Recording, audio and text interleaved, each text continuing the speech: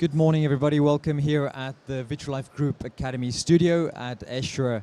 We're going to start off our program today with Dr. Peter Illingworth from Vitrolife Health in Australia. And the first session is about the use of iDAScore, an AI-based embryo selection tool. Thank you, Peter. Thank you very much, Jaco. So today I'm going to talk to you about the results of a randomized controlled trial where we've compared the use of iDAScore with a conventional embryologist selecting the embryos. Next slide, please. Yep.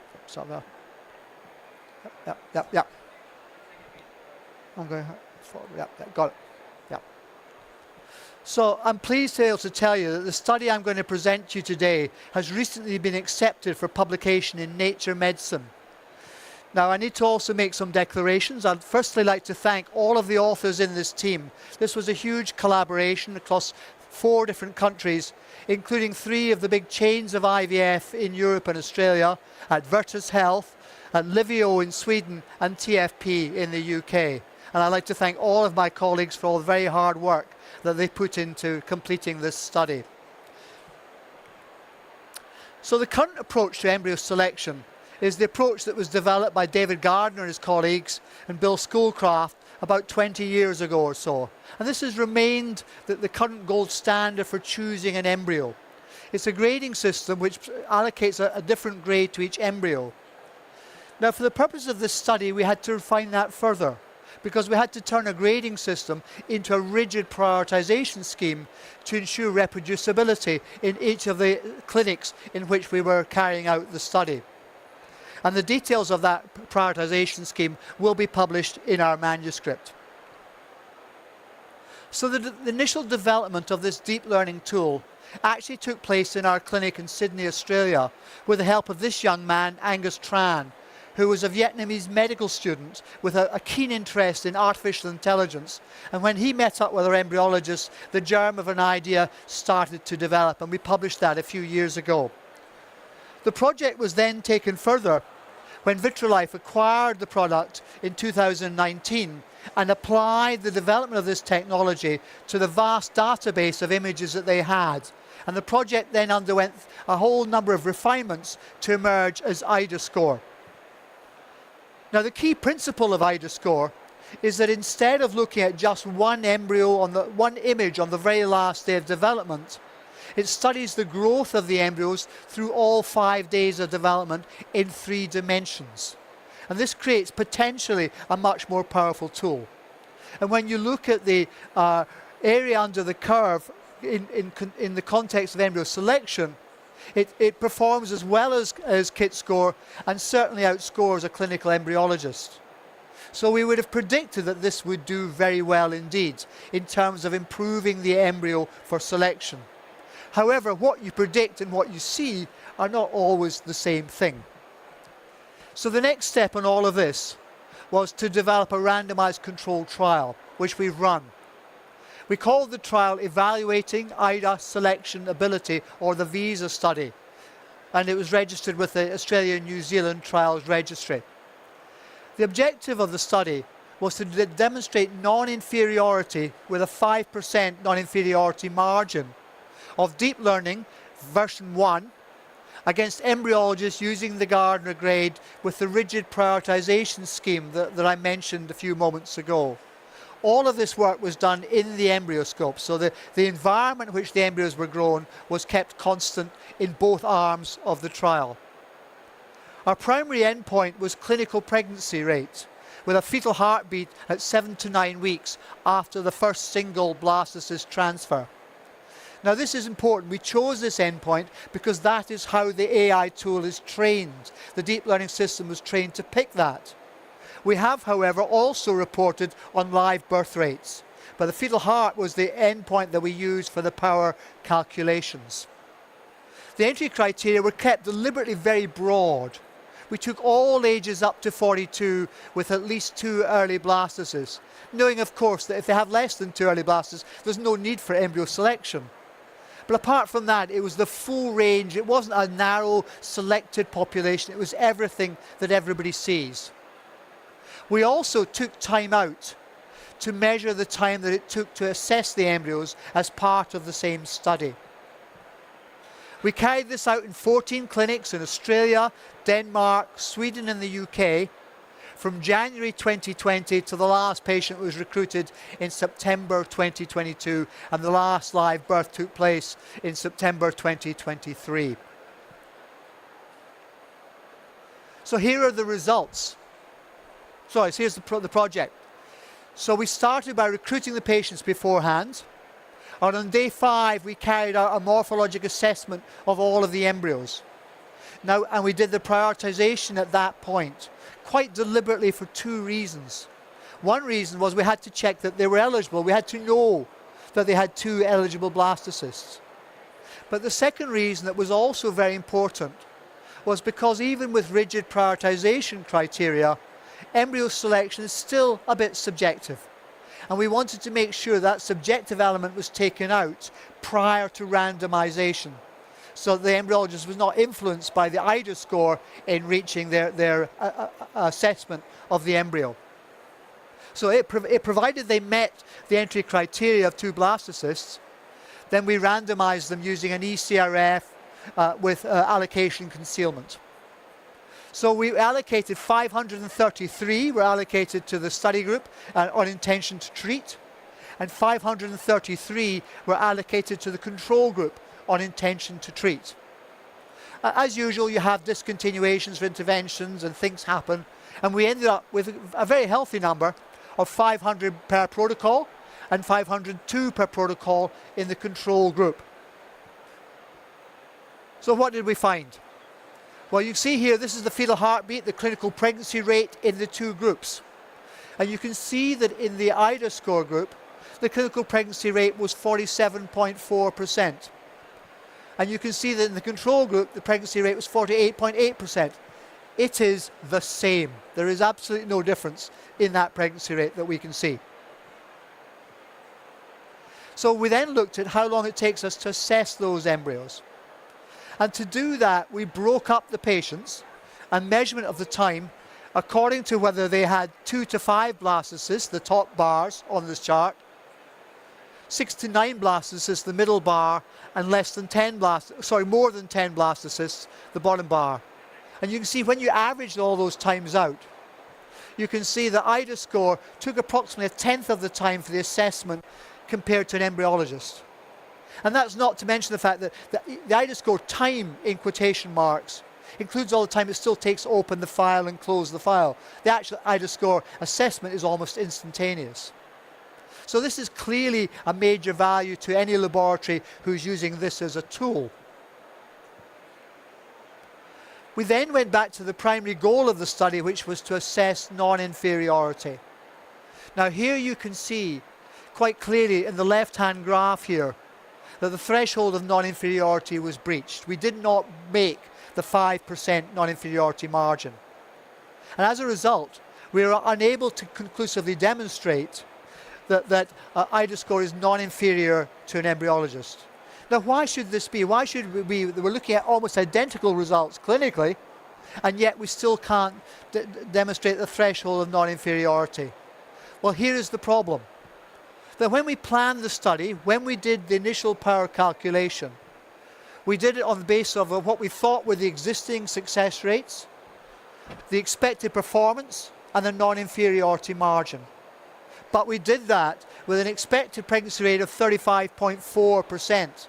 And on that basis, we worked out that we needed 992 patients to demonstrate non-inferiority.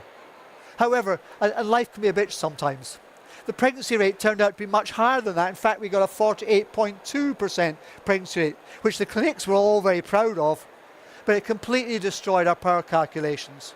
And had we known in advance that the success rate would be 48.2%, we would have realized we would have had to randomize 7,800 patients in a randomized trial of this sort to truly demonstrate non-inferiority. So while you and I look at those results and can't see any difference in terms of running a lab on a day-to-day basis and can see potential efficiency through using IDA score, we were in this study unable to demonstrate non-inferiority. And that, in some respects, throws in one of the big challenges of modern life and advancing technology, which is that you can't use RCTs to develop technology that is moving quickly. And even here, we did this trial on iDAScore version 1. Now we're well into iDAScore version 2 and beyond very fast. And the use of RCTs in the modern world is going to be an increasingly contentious topic. So in summary, this was the first RCT ever to look at the role of deep learning in embryo selection. And indeed is one of the very few RCTs that have been done in any area of healthcare to look at the role of deep learning, a highly topical subject, through study it properly. So we're proud of this study. The fetal heart outcome from use of iDAScore was clinically the same as to morphology, but we were unable to formally demonstrate non-inferiority for the reasons that I have explained. Embryo score was 10 times faster. I think undoubtedly one of the conclusions that we reached from all of this work is that the time it takes to run an RCT in this rapidly evolving technology is going to be problematic, particularly when the margins are so small. Thank you. Peter, thank you very much. That was very interesting data that you showed to us. I've got a question for you. I mean, obviously there's two clear positives from this study. The fact that you can get equal results, whether you use the iDAScore model or not, or whether you use embryologists. And the other thing is the time saving. Yeah. And I want to focus a bit on the time saving. In the light of what we've heard so far at the conference, talks with other embryologists, lab managers, they say that it's a problem to find trained embryologists. Do you see this then as a tool to help these clinics to actually get through their workloads in a more efficient way? Yeah, well, the first point I would make that all the embryologists on this project have repeatedly emphasized, we still need embryologists. So let's not get away from that. But undoubtedly, what will happen, I think, in the embryology laboratory over the next few years is a series of small efficiencies that will ensure not just more efficiency, but also greater reproducibility. You know, these are guys who were intensively trained on this prioritization technique. This is morphology scoring at its very best. And if you're running a large number of laboratories, the idea that you've got a reproducible method of choosing the best embryo, I think is an important thing not to be forgotten about. Yeah. And you mentioned, obviously, the difficulty with using an RCT with fast developing technology. Yeah. How are we going to bridge this gap? How are we going to get the industry or the field to accept, well, we've seen some data, how much more data do we really need to prove something? Yeah. Look, I think, and this is not just in artificial intelligence, but also I think the focus of a lot of academic attention is going back to giant data sets, real-life giant data sets, and a sophisticated statistical evaluation of those to ensure that we can assess these effects in real time on real patients and real populations. Any other questions here from our audience? Not at the moment. Peter, thank you very much. My pleasure. Thank you. See you at the next session. My pleasure. Okay.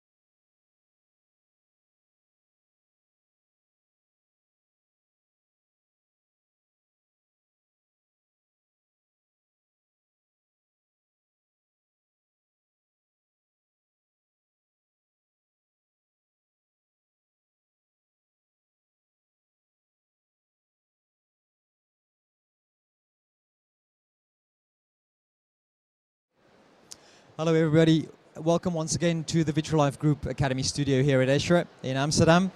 Our next session, we have two esteemed gentlemen here, Nuno Costa Borges and Mark Larman. We are going to talk now about the safety of our culture media. How do we test our culture media? How do we know that the culture media that we're using is not going to affect our patients? Gentlemen, over to you. Thank you, Jaco. And thank you, Nuno, for joining us today in the studio. Obviously, the quality of your media and I guess any device within the IVF lab is going to be determined by the quality of your mass embryo assay testing. And you run an independent lab that runs mass embryo assays. So maybe you could start by introducing yourself and embryo tools. Okay, thank you. Thank you so much for the invitation. I'm very glad to be here. Just to provide some context, I'm a scientific director of Embryo Tools and also co-founder. Embryo Tools is a private company that is established in Barcelona at the Scientific Park.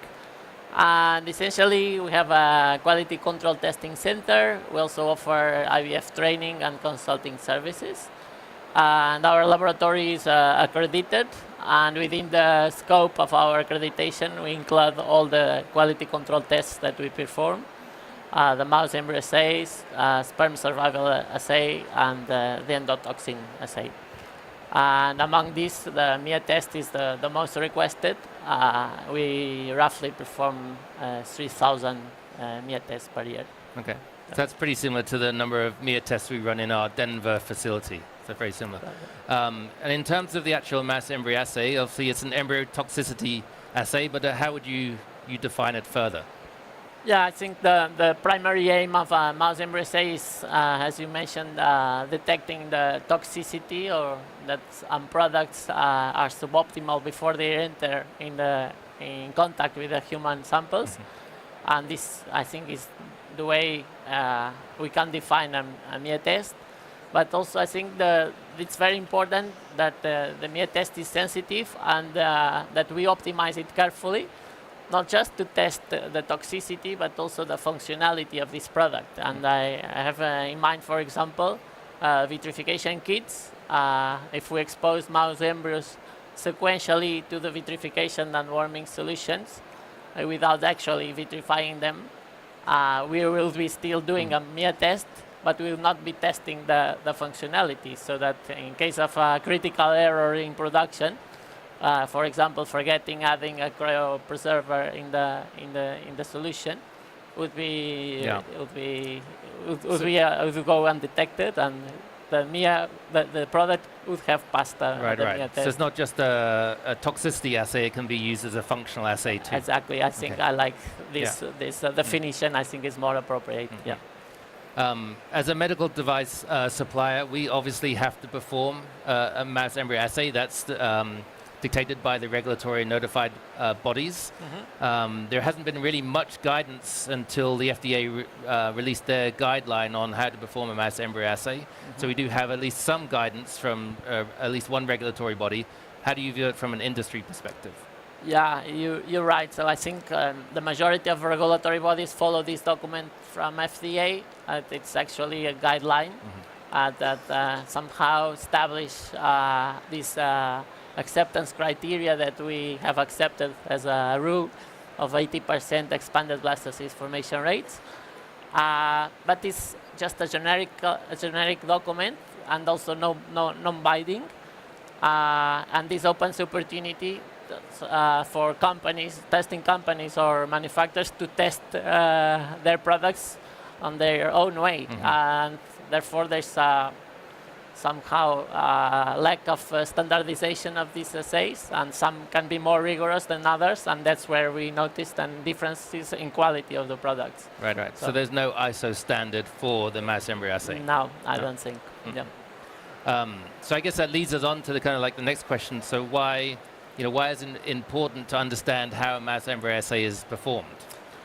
Yeah, we have examples of situations that happened in the history of IVF, and also recently episodes that products that were tested with mouse embryos were launched into the market, and then they have an impact in the clinical outcomes. And this means that there might be differences in the rigor or the sensitivity of how these assays are being conducted, because if they are tested, it was supposed that these products shouldn't have become available to the market. Right, right. So actually, you have I think an interesting talk this afternoon from our lab manager, Dr. Enrique Mestres, where we had the opportunity to test some products that were on the market, and they had a very negative effect in the clinical outcomes and were devastating for patients. And we had the chance to test them using our protocols, and the results were very interesting, and we're presenting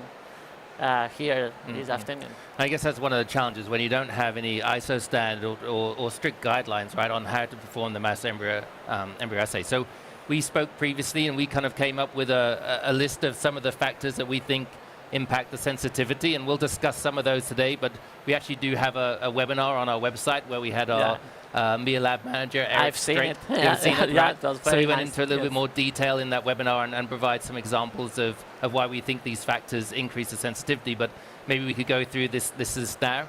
The first one being the strain of mouse. At Vitrolife, we use the F1 strain to test all of our finished products. We do use an outbred strain to test some of our critical raw materials like albumin. But what are your thoughts around different strains of mice? Yeah, there's some work done on this. It's clear that there's a difference between hybrid strains and outbred, for example. What we know at the moment is that hybrid strains, when we provide good conditions for them to develop, for the embryos from this strain to develop, we have consistently good results, which I think is good, because it allows us to establish what we should expect from this as a result from this culture of these hybrid embryos. And using the same conditions, but culturing outbred embryos, we know that at most we can have about 60%, which means there's a clear difference in sensitivity between the two different right. So you couldn't use strains. those with the current acceptance criteria of Exactly. 80%, right? So, but I think it's a good approach, the one you're following, because if for raw materials, particularly those that are more critical, like you said, the albumin, for example, if you have the chance of testing it with this sensitive strain before adding to the final product, I think it's a very smart approach, and means a lot about how Vitrolife, I think, cares about the quality of their products, right? Yeah, and then there's been some discussion around using the bovine as a model. Yeah. What do you think about using bovine embryos instead, or in addition to mouse embryos? Yeah. I'm aware that there's been a discussion on this as well. In my opinion, the bovine model, as well as other animal models, for example, the rabbits, are interesting models for testing products that are still in development, for example, to test their suitability before doing translational work to humans. And what we usually call proof of concept in different species, to demonstrate that the product is okay to go to test in humans. However, I believe there's some challenges that we need to consider if we want to apply these bovine embryo assays as a routine for testing. I'm thinking, for example, that the original material for this test would be the slaughterhouse ovaries. That to collect these oocytes is challenging. We need to in vitro mature them. We will need to inseminate this in vitro.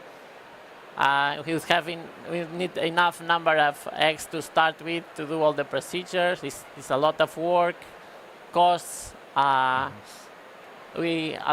top of that, we would need to demonstrate the traceability to comply with ISO regulations. So I think to implement this and consider this as a possible option to substitute the current MIA tests, it would be different. And from what I know, there's not enough studies also, or either to demonstrate that the bovine embryo should be more sensitive than a Mia test performed with rigor or Exactly. optimized for testing toxicity. Yeah. So Yeah, we've done some internal testing ourselves, and it does suggest that if you perform a sensitive mouse embryo assay, it's actually more sensitive than using bovine embryos. What about number of cells? So we always use a 1-cell mouse embryo assay for all of our tests, but the FDA guidance does stipulate you can use a 1 or a 2-cell. yeah, that's something that that we also, I don't think it's so so interesting to mention.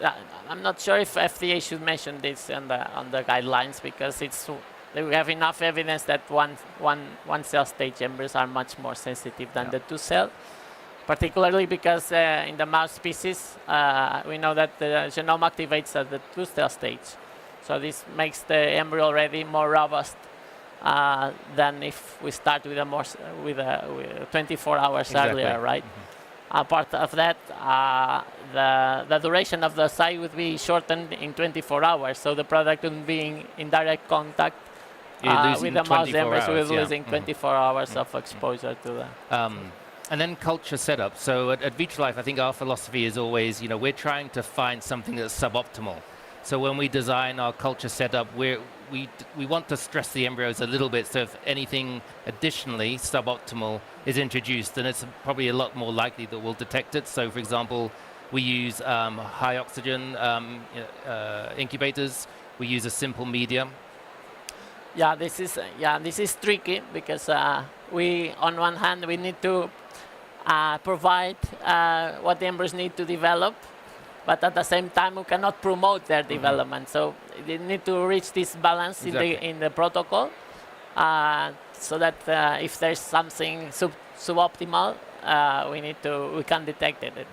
And apart of that, it's very important the environmental conditions where these Mia tests are performed, because if in case of failures, we need to be sure that the problem is associated to the product that you're testing and not from external cause. Yeah. So yeah, I think this is and then we need to play with all these variables.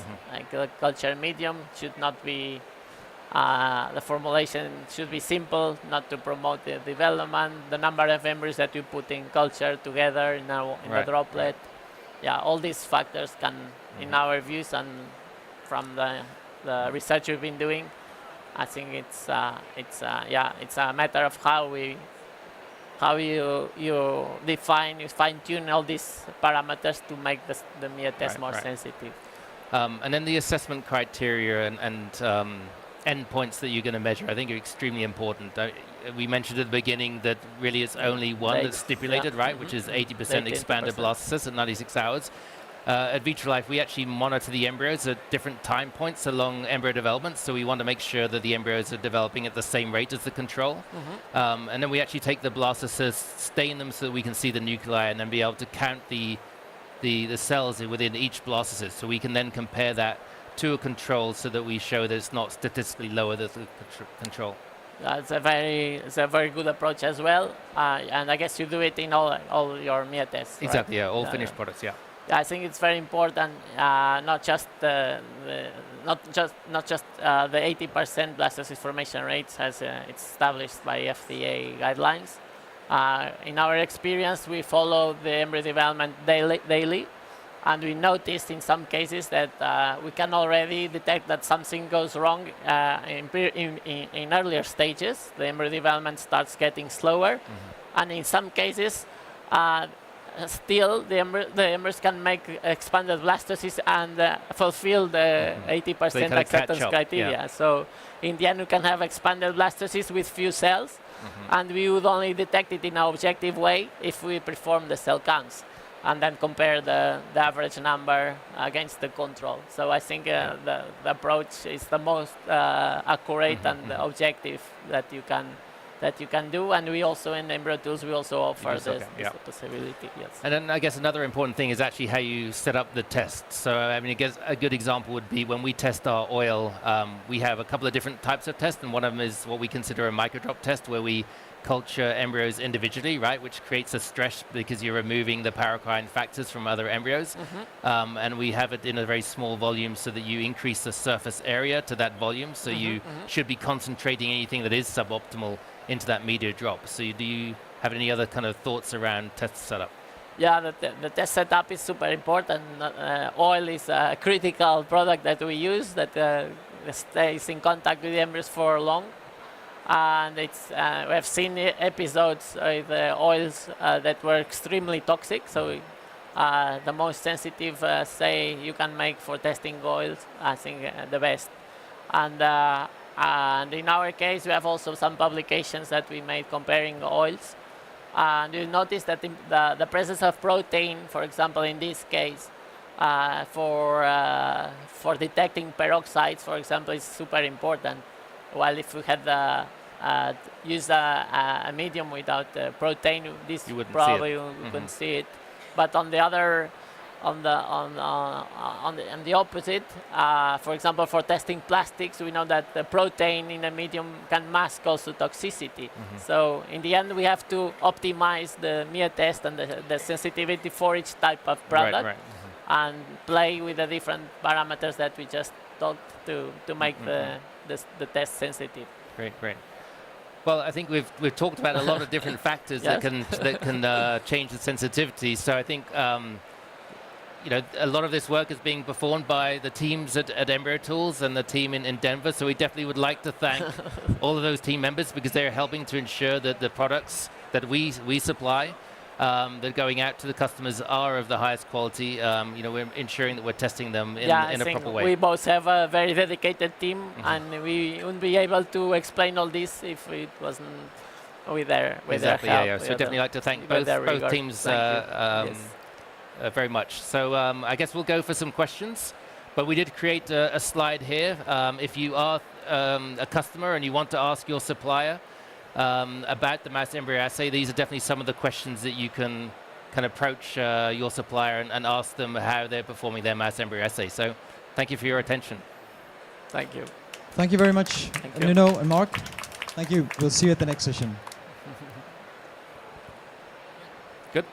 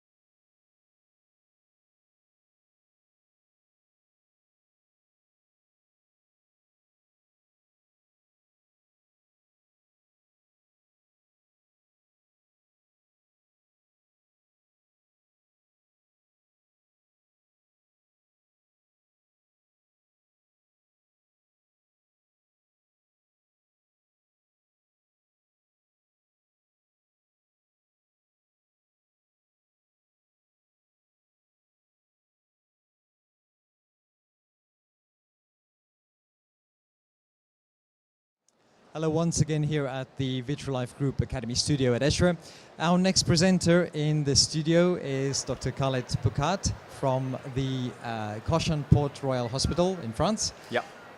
We're going to talk about laser and the use of laser in your clinic. So over to you. Thank you. Thank you very much. Hello, everybody. Everything is okay. Thank you very much for being here today. And I would like to thank Vitrolife for this opportunity to share our experience with the Octax Navilase laser that we have in our lab since 3 years now. And before telling you in routine and in research how the things are working, just a few words about how began the story, hi Kelly, concerning this laser. A few years ago, we had the great opportunity to perform a study in our city in France, including PGTA. Why a great opportunity? Because today in France, PGTA is not allowed. So we had this opportunity to perform this study, and of course, to train and to learn this technique, the biopsy, the embryo biopsy and the tubing. So we went to Barcelona in Embryo Tools, a great team led by Nuno Costa. And during these 2 or 3 days we trained with the hands-on, we met Octax laser.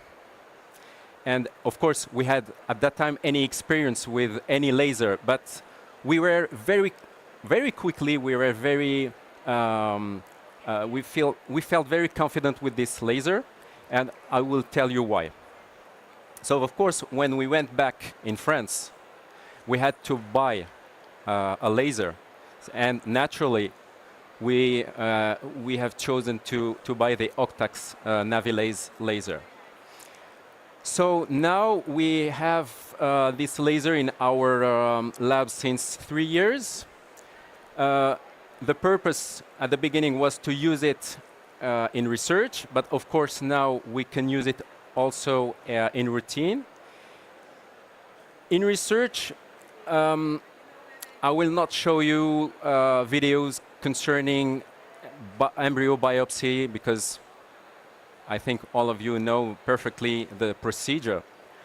But what my colleagues, unfortunately, Dr. Lucille Ferreux is not here today because she's a little bit sick, wanted to show you some videos about a work that she is performing in her PhD, which is an ICM dissociation from the trophectoderm. And of course, she uses the laser in this context.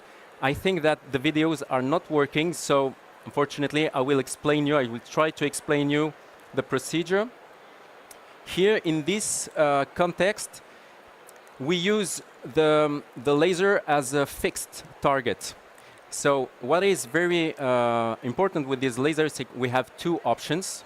The laser, the target can be fixed, and you have the 2 hands on your micro manipulators. And I will show you next, on the next slide, that you can also move the target with the mouse and your hand, which is something very easy to do. So here, in this procedure, the first step is to position the embryo in the same context as an embryo biopsy. And the ionosphere mass, it's not working, unfortunately, is on the opposite of the biopsy pipette. And in the second step, a hole is made with the laser using the hole mode at 2 millisecond power, 2 shots, 2 laser shots.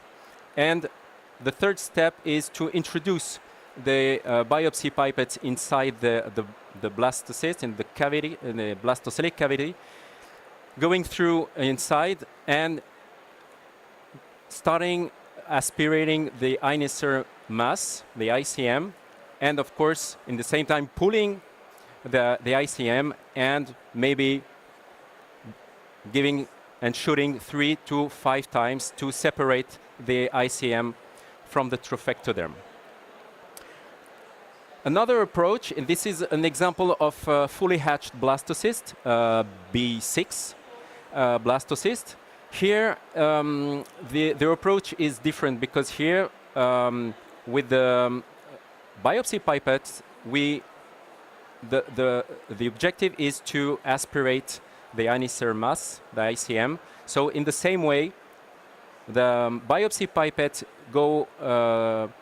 is positioned just in front of the ICM, pulling the ICM, and of course, helping with 3 to 5 laser shots. So this is, once again here, we use the target, the laser target is fixed. So we can shoot with the foot. Now, in routine, this is an extended hatching. Here we use the Navilace dynamic operation because here we can choose the type of hatching. In this example is a linear hatching. Very easy to select the targeted area. Choose the number of laser shoots. The power here, if I remember right, it's 1.9 milliseconds. And after that, just you let the laser do. You have to start with the mouse, and it's very easy.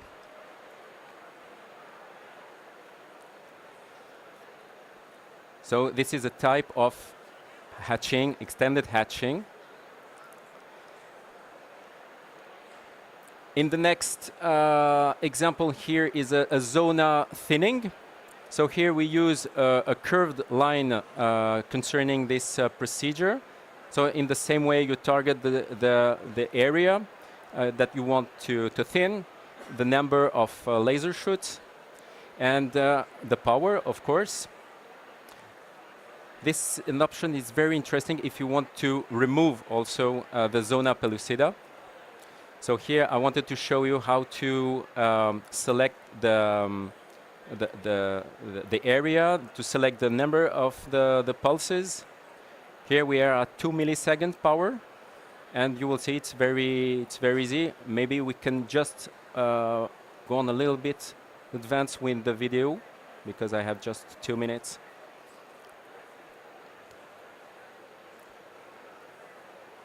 Of course, this is just for the demonstration because in routine we have to be very quicker because the embryo is outside the incubator on the microscope, under the microscope, under the light. So of course we have to, but just here is for demonstration.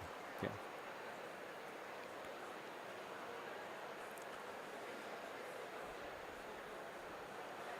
So also here, just with the mouse, you can conduct your procedure very easily, and you will see, yeah, very easy.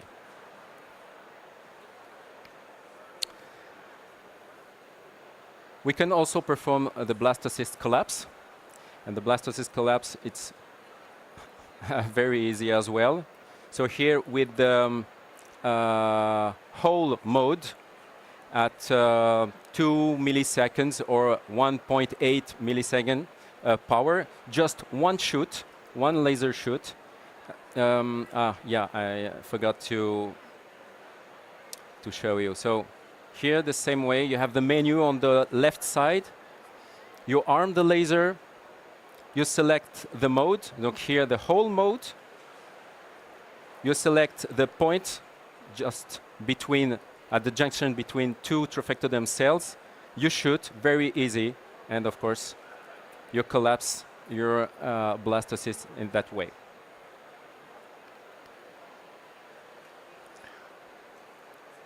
The same example here, the same procedure. And just on the right side, I will show you the blastocyst collapsing just with one shoot. It's very easy. It's performed in the culture dish, so you don't need to move your embryo outside, to transfer it in another dish. It's very simple. You select here. I decided to shoot here in this area. We shoot, and on the left side you can see the blastocyst collapse.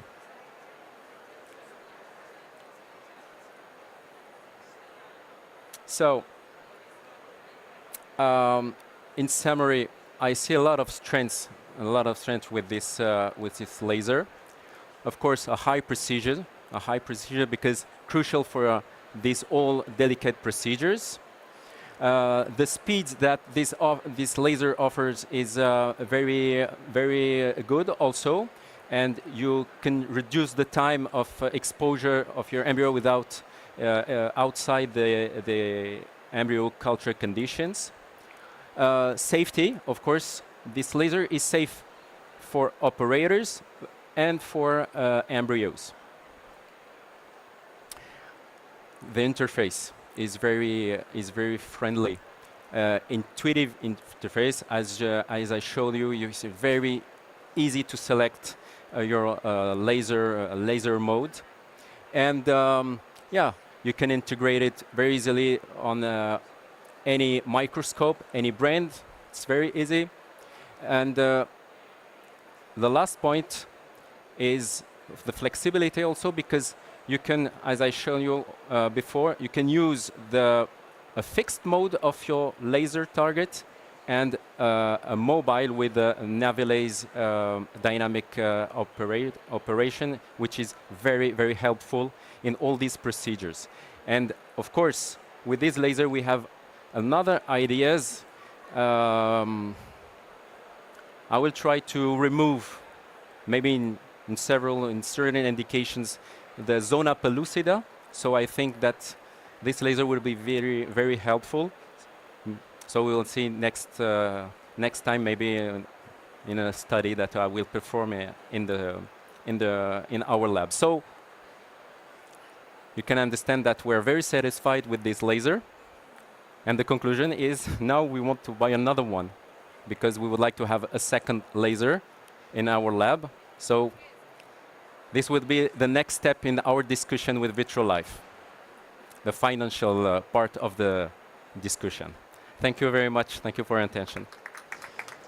Dr. Picard, thank you very much for that very nice presentation. Thank you very You're much. obviously quite happy with it. We're glad to hear that. Just a quick remark, really. I know that there's some clinics also using the laser for sperm viability testing or for sperm immobilization. Is that also something that you're using? Yeah, of course. We want, of course, to use this laser in this context of sperm vitality. Now we have to validate the procedure, because we have to shoot in the neighborhood of the tail using a certain power of the laser shoot. So we have to validate this procedure, but of course it will be very helpful for us to have a second vitality test for the sperm, of course. And in terms of the application of this type of test, do you see that there's more and more a need for that in terms of your patient population, that you get more often sperm parameters or sperm sample that you will need to do the viability testing? Yeah, of course, you're right. We have often situation where the sperm is very altered. So today we use the hypoosmotic swelling test, but in some cases it's not sufficient. This test is not working, so we need to have another test, and I think the laser would be a very good option. Yeah. Right. Any other questions from the audience at this stage? Good. Sorry, just a second. Spindle weaving before ESHRE, can you do that with this octet? To weave the spindle of the egg. Yes. So the question is whether you view the spindle of the oocyte. No. No. We don't have the magnification of the spindle of the oocyte. For the laser, no, it's not the laser that can allow you to see the spindle. No. It's something that you have to put on the to fix on the in your microscope. Yeah. Good. Well, thank you very much once again. Thank you very much, and Jaco. Thank you very much welcome. for all for being here for this sharing. Thank Great you. experience. Thanks. Thanks. We'll see you in the next session. Thanks.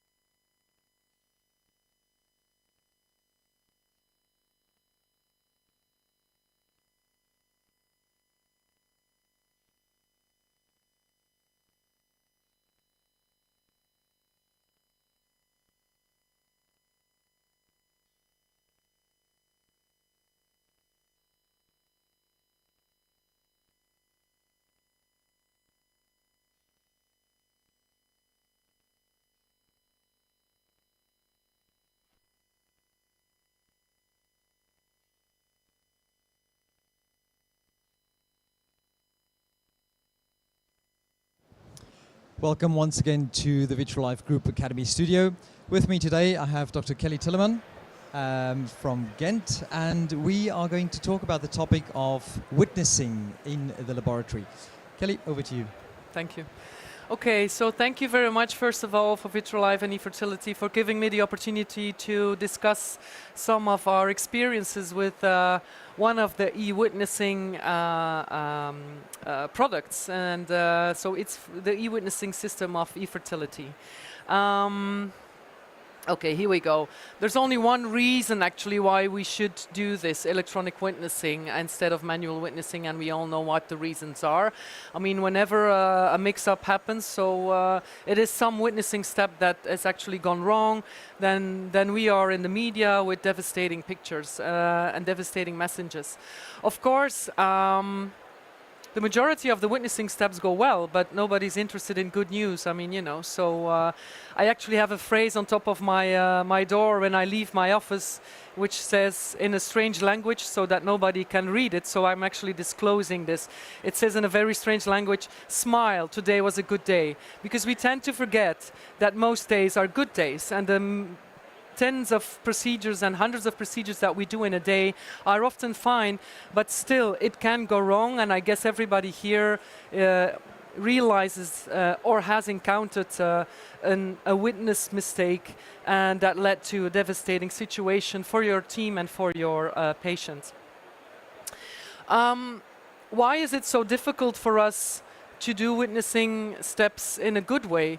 It's because we work in a very complex system. MAR clinics are very, very busy units, and we have a high degree of complex procedures where humans interact with a lot of very specific and very difficult technologies. Gametes and embryos of different patients and donors are processed in the same area. Different people are working on different samples. And also, if you look at the whole trajectory from oocyte collection to embryo transfer, it takes a few days. Several people are all involved. And so it's not one person who is only doing, you know, all the procedures of one patient from the beginning to the end. So you have different names in your head. You have to take care of specific situations for different patients, and so it adds to the complexity of the system in which we work. So checking and controlling is something that we do a lot. Identity is key, and we still often do it manually. It also took us in Ghent a long time to switch to an electronic system, but still a lot of labs are doing it manually, and this is actually a bit strange because it seems like if you do a double check manually that your colleague is some kind of superhuman that doesn't make the mistakes that you did in the first witnessing. So actually, if you calculate it statistical wise, you will never get a better witness by doing it by two humans, because the first human might make a mistake and the other human is not a superhuman. It's not a robot, it's not a system, hey, you know. So in the end, you don't really have a safer system. So I think that's why it's very interesting, and I'm not saying you have to and you must, but it's very interesting to look at digital witnessing and to see what it can mean to you. So of course I'm going to discuss the e-witness system of eFertility, which we have in our center now. We've been working it for over a year. The nice thing is that it combines a lot of technologies in one. You can choose what you want to start off with. So you can use handheld barcode readers, or you can use the RFID technology. And the nice thing is you can standardize it with your own procedures. It, of course, enhances process efficiency, but that's not only the system of e-witness. I think the digital witnessing of all of the vendors actually does that. It minimizes interruptions, and mismatches can and of course occur, and then you can learn about it and discuss about it. Now, why would you choose for e-witness as a digital witnessing system? It's because it has some specificities, to my opinion, that maybe the other vendors have not or have not yet. And that is, and most importantly, you organize your witnessing steps as you want. So in a paper that was published, you know, when the people were asked, does it give you more confidence? Lab technicians and embryologists says, yes, it does, but still, you know, we don't read enough. We have to do more witnessing steps than we did before. So the labels are very tiny. Sometimes the RFID label doesn't have a name, so we have to write the names still on the dishes. And so some audible alarms are the same. So it says beep if you did the right scan, and it says beep and not if it did the wrong scan. So, you know, these are things that people encounter when they use digital witnessing. So in e-witness, actually, there are some things that are maybe optimized in this system. So for instance, you organize your witness steps as you want. You call them what you want. So you go together with the team of eFertility, you sit down and you discuss how you witness. So when we started off, we just did the same thing and we did manually. We didn't overcomplicate. We didn't put any extra witnessing steps. We just did the same thing. We just took, instead of calling somebody, come to check, can somebody come to check, please, I'm waiting, can somebody come to check? You take your device and the device checks for you. You have to acknowledge the patient in your witnessing system, which is also a critical step, because you have some colleagues have bigger fingers than others. So if you press the wrong patient, you will get an error scan. But you are still reading the names. So the system working with eFertility, e-witness system actually obliges you also still to acknowledge the patient that you are witnessing. The labels, these guys have tiny labels, they have big labels. They are labels where the name can be printed on. I will show you some. And the barcode or the 2D matrix or the RFID, you can have everything in one label actually, which is quite unique at the moment in the sector. And yes, they do have different audible alarms. You can actually choose the that you want if you do a mismatch. Even the scanning system changes color. So if you start scanning, it's orange. And if you end the scan and you did all the scans that you had to do, say that you need to scan fixed 3 barcodes, a dish and 2 tubes, the scanner will only turn green if you have actually scanned the last tube. So if you only do 2, it will stay orange. So also you have a visible sign that your witnessing is actually complete, which I think is very nice. It's one label fits all. It's quite unique. For me, that was the most important thing in contrast with the other vendors. So I wanted my team to only stick one label on a tube. One label, no writing anymore, a label that we could design ourselves, which you can do with these guys. So I show you some labels here. So we actually always have a name of a patient or a number on there if it's donors. In combination with the barcode, and in combination if it's sperm or oocyte or whatever. So you can actually, together with the team of eFertility, decide what you want on your label. So for oocytes and embryos, of course, you would like to have the number. So you see number 1, number 2. So very important, of course, if you do PGT, and also for a ranking of embryos in patients. So you nicely have the number there. So you see there are different types. You have barcodes for the cryo labels, of course. You have 2D matrices for instance, the dishes. And you can have also the RFID threads inside of the label. You can do, they have an open API, so you can actually bridge your EMR system to the eFertility e-witness module. So you can only use their e-witness module so your colleagues don't need to put in the names again in the e-witness system. There is like a transfer of demographic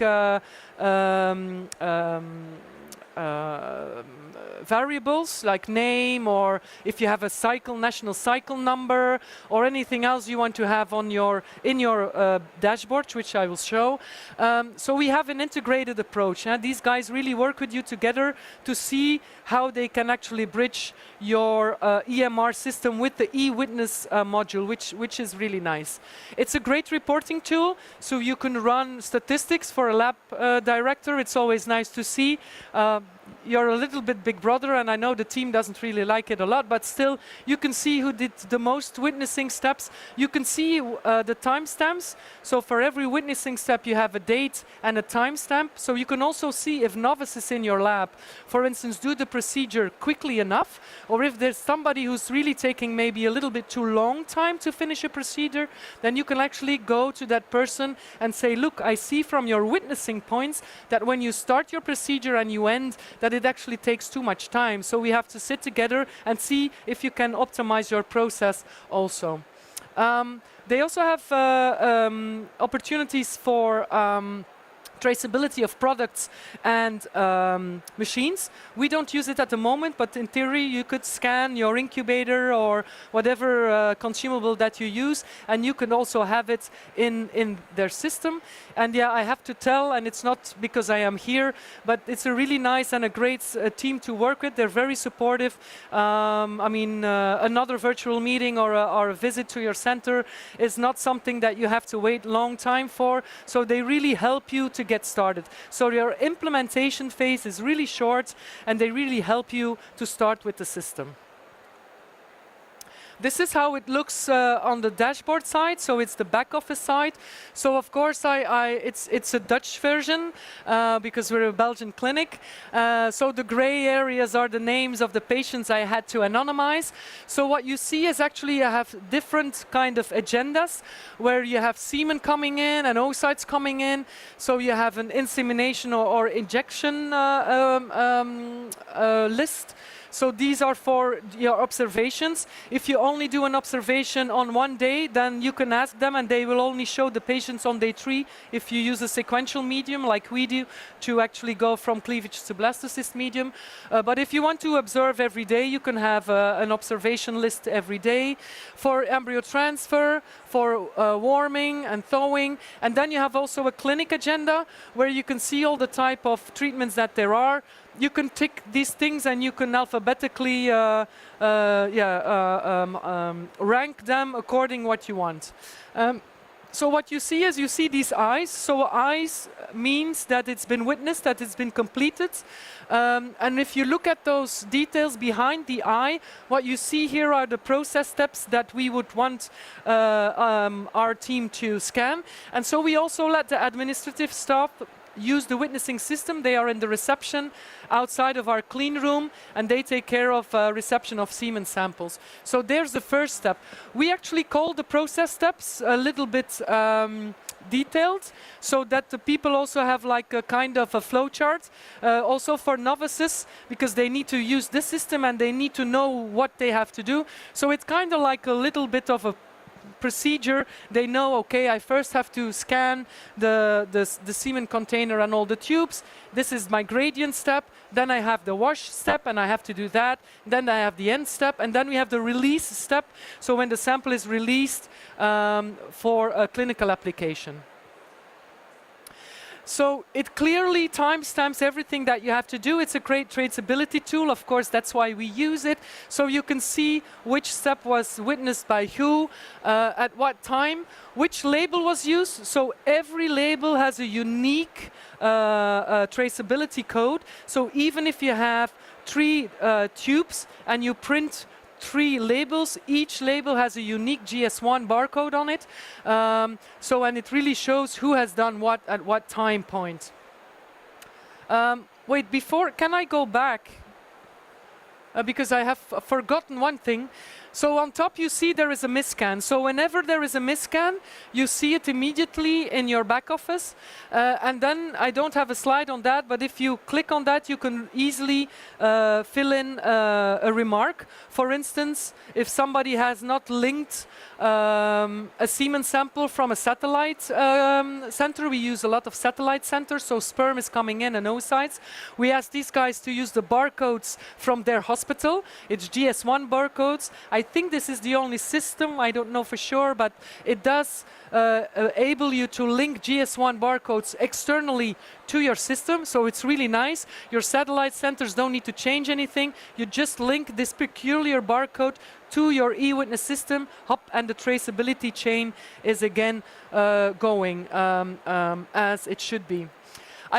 I asked my team to make a little movie. I have a great team with a lot of great embryologists, but they also like to do these movie things. And of course, these guys work with it on a daily basis. So I'm going to show you actually the video how we do a reception of IUI, semen sample up to the IUI done by nurses in our hospital using the system.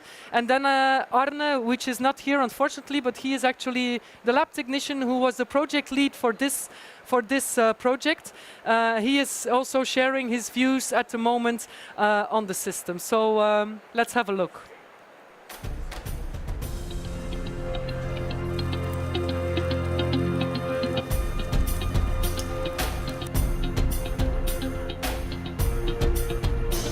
Check in. Ah, there's no sound. Is there? Okay.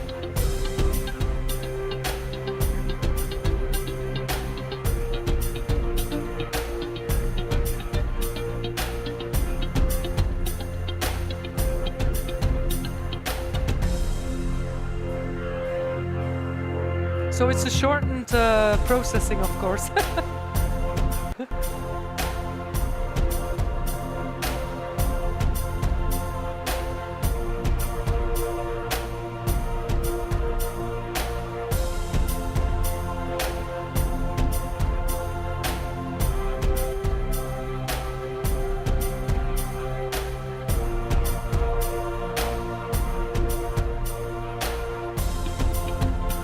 Hi, my name is Arne. I'm lab technician from University Hospital in Ghent in Belgium.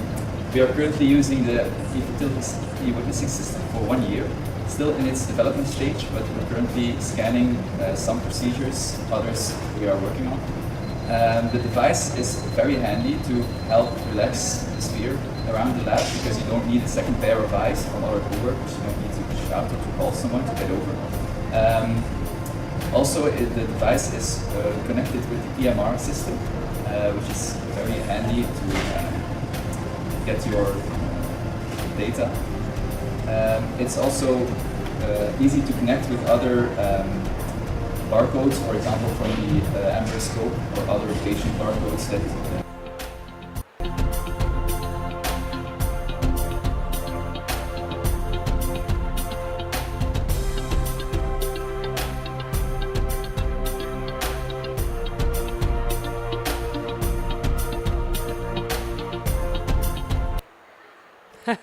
Okay, so of course, I mean, it's not the perfect system. We still are human working with the system. So there's still some weak links that you have to address. And it's also learning your staff to work with the system. So, I mean, if you use a scanning device and not an RFID, I mean, yeah, people can still omit the scan. They cannot use the device. So, I mean, it's something that you have to bear in mind. Of course, most of staff actually really likes working with it because it kind of gives you a really relaxed atmosphere in the lab because we are one big room in Ghent and so often it's like, yeah, we need check, somebody check, you know. So you kind of get rid of all these things and people are more in the flow of what they are doing, more concentrated. Yeah. Printing labels is still a very, very important step and you have to stick the label on a tube and you have to make sure that the sample the first time is in the right tube with the right name. No digital witnessing system is going to change that. Or we are going to go to this, you know, completely automated sushi-like labs in clinical diagnostic. We are not there yet, where the labels are actually also automatically put on the devices. So this is still an important step. Overconfidence in the system, yeah, you still need to read, you know, what you do. The system can break down, and this is important. So that's why we always have the name on the labels. It's one label with the name, with the RFID, with the barcode or the 2D matrix. If the system fails or there's something going on with the devices, you can just switch to manual witnessing, which is still the backup then. And of course, you have to educate your staff. So thank you very much for taking a lunch break to join me here. If you have any questions, I'm more than willing and happy to share with you. Thank you. Kelly, thank you very much. Lovely presentation. Are there any immediate questions from the audience at the moment? I've got a comment I want to make to you as well, Kelly. We see nowadays with clinics, it's getting busier and busier, more patients coming through, and like you say, we need some kind of reassurance for the embryologist as well to feel a bit of safety, because like you say, we can call somebody to come and witness, but that instant when you disrupt them in their procedure, that can again be the cause of a mistake potentially being made. Yep. So it's important to have that reassurance, and I think with clinics becoming busier and busier, that's one way of actually taking care of it. Yeah, I think, I mean, digital witnessing, I think, it's like an ESHRE. It should be there. It should be no matter what, product that you use. I think there's a cost, of course, but I calculated it in my team and the size of the clinic that I have. The purely manual witnessing on a yearly basis, it saves 0.3 full-time equivalents. So we calculated the amount of seconds that it takes for somebody to get up, to go to a colleague, to read the label, to check, to write on a paper, it's me who checked, go back and start their work again on the other station. So I could convince my clinic hospital management to say, look, we are saving 0.3 full-time equivalents, and these 0.3 full-time equivalents will not get pregnant, will not get sick, will be concentrated every day because the system does the scan and do the witness every time. So I think you have to find a way to convince your management to invest in this, but it makes, it makes the noisy background which we have in an IVF lab, it goes down, and this is really nice because you kind of get in this Zen mode, very nice flow. And if people, maybe for the clinic it's different because you only have one patient in the room when you do a transfer or an IUI, but still our nurses really like it because they do the IUIs alone. They're alone there with the patient, and now at least they have a system, and so they feel also a little more confident in doing that. So I think it's the way forward. I know we also had to wait a long time. We are an academic center, the second largest in Belgium. It took me until 2023 to convince my hospital management. So be patient, take time, but I think it's something like you need to have. Yeah. And I think, like with all technologies that are now developing, we don't have to be worried that it's going to take over our jobs. It's there to help us. That's what the technology is for. Yeah, and we absolutely. need to harness that technology. Yeah, absolutely. I mean, it's stupid. Certainly in a weekend, if you have a short staff, they have to get up all the time to do this manual witnessing. I mean, we started actually using it on a Thursday or a Friday, actually, because I wanted to see the weekend team to see the benefit. And if these guys saw it, then we were gone. So then the train kept rolling. So it's a huge difference if you're short-staffed, if you're a few people in the lab. So it makes a huge difference. So it's really a tool that can help your staff. Absolutely. Yeah. Listen, Kelly, thank you very much. Appreciate that. Okay, thank you. Goodbye. Thank you.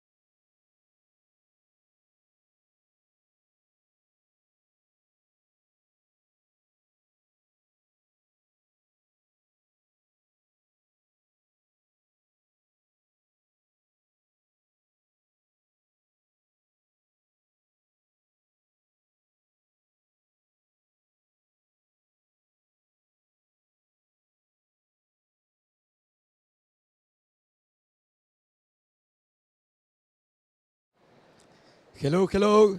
Good afternoon and welcome again to the afternoon session of the Vitrolife Group Academy. It is my pleasure to introduce you my colleague, Dr. Cristina Pastor, who is going to talk about non-invasive PGTA. Cristina, whenever you want, the floor is yours. Thanks, Nasser. So as he said, I'm going to speak about our experience with non-invasive PGTA. So as you know, the main goal in the IVF lab is to identify the embryo with the highest implantation potential and to reduce the time to pregnancy and to live birth. For this, in the lab, we have some tools, which are morphology, morphokinetics, some proteomics or metabolomics, artificial intelligence that is making its way into the IVF lab. But so far, none of these are able to predict embryo euploidy. Only pre-implantation genetic testing is able to do this. So pre-implantation genetic testing can test for aneuploidies, for structural rearrangements, and for monogenic genetic diseases. And the most common way to test for these is through trophectoderm biopsy. Unfortunately, trophectoderm biopsy has some inconveniences. It requires high technical skills. It requires a costly equipment in the lab, such as the laser. It increases the workload, and most of all, it is invasive for the embryo. Thankfully, now we have non-invasive PGTA.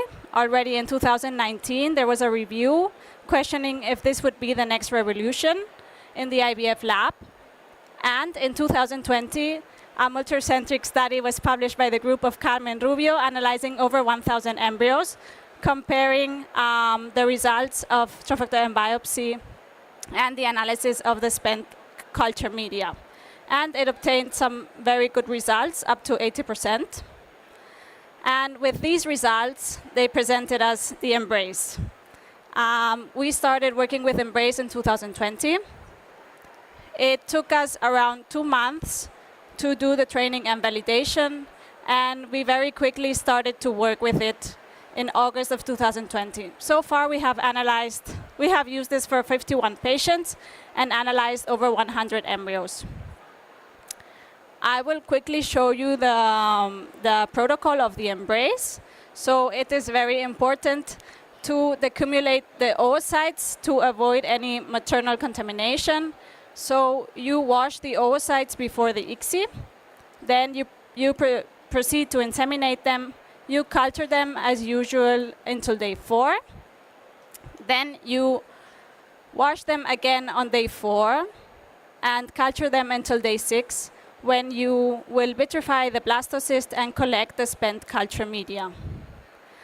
It is very important to notice that you need to do the whole protocol from the beginning under sterile conditions to avoid any contamination, and that you need to culture your embryos individually, of course. And now to our results. So our mean patient age was 37.5 years old.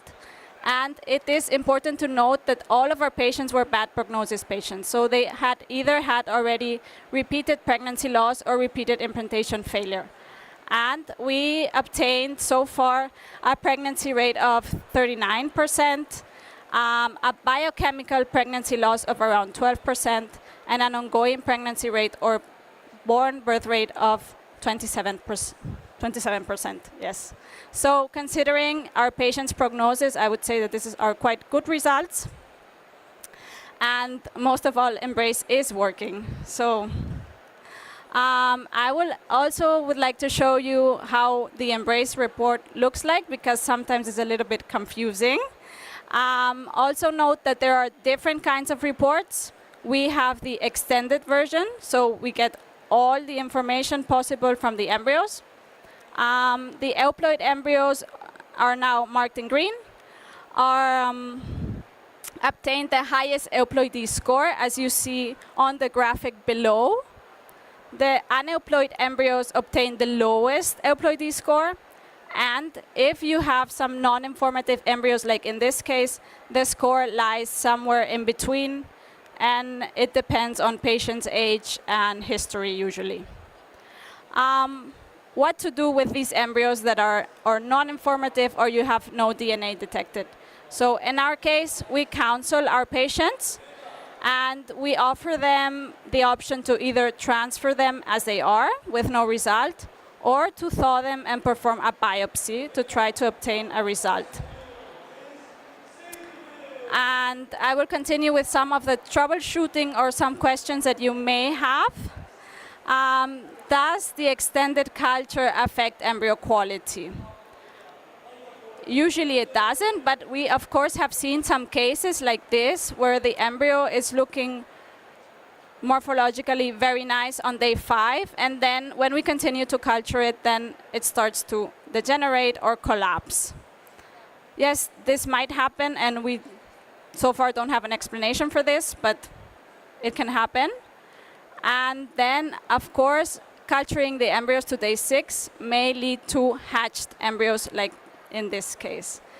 It's also not so common, but you should be prepared to be able to freeze embryos that are fully hatched and very expanded, like in these cases.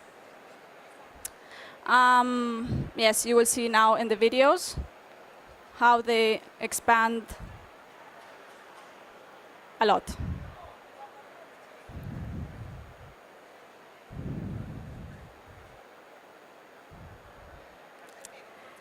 So to conclude, I would like to go through some of the pros and cons of the method. Of course, as a pro, it is a non-invasive method. It is very useful in cases where you have bad quality embryos that you're not able to do a biopsy. You need less equipment in the lab, and you need less time to perform the technique. As a con, it is only a screening, so it is not a diagnostic tool. It helps you to prioritize the embryos that you want to transfer. And you need to culture the embryos to day 6. And to conclude, I would say that this is only a screening. It is easily implemented in the lab. You need a good cryopreservation program, of course. Embrace can improve the results in patients, in poor prognosis patients, as we have seen in our clinic. And this is a very promising tool, but of course it still doesn't substitute conventional PGT. Thank you.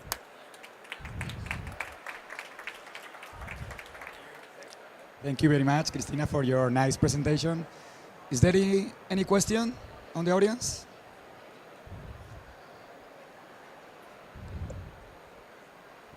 Post-ESHRE, what would be the post-ESHRE? How many hours post-ESHRE would be the ideal time to give you the sample? I don't hear you.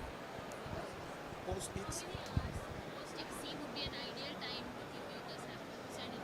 You should culture up to day 6, right? How many hours? Hours.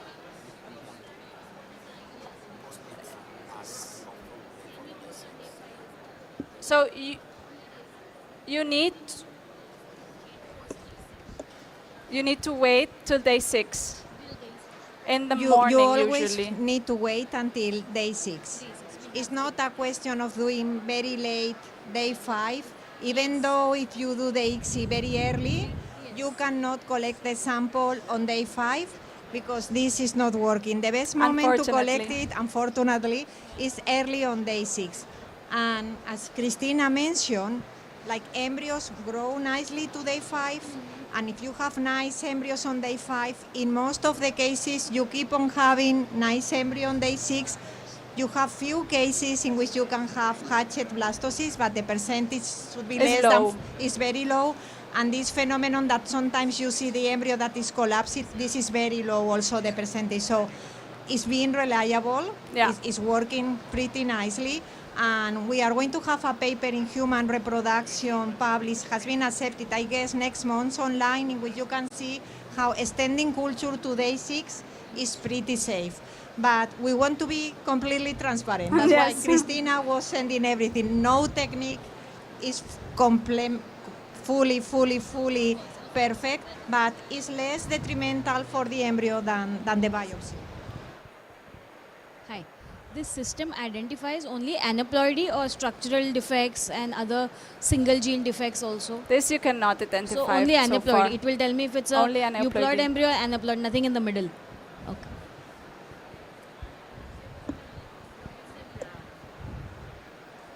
Are you taking spent culture media from day 4 to day 6 culture? Yes. And So send on for- day 4, you wash the embryos, and then you put them in a fresh dish with fresh media, and you culture them till day 6. And you Yes. collect the spent media and Yes. send for PGTA, Yes, and we send it for non-invasive PGTA. non-invasive PGTA. Yes.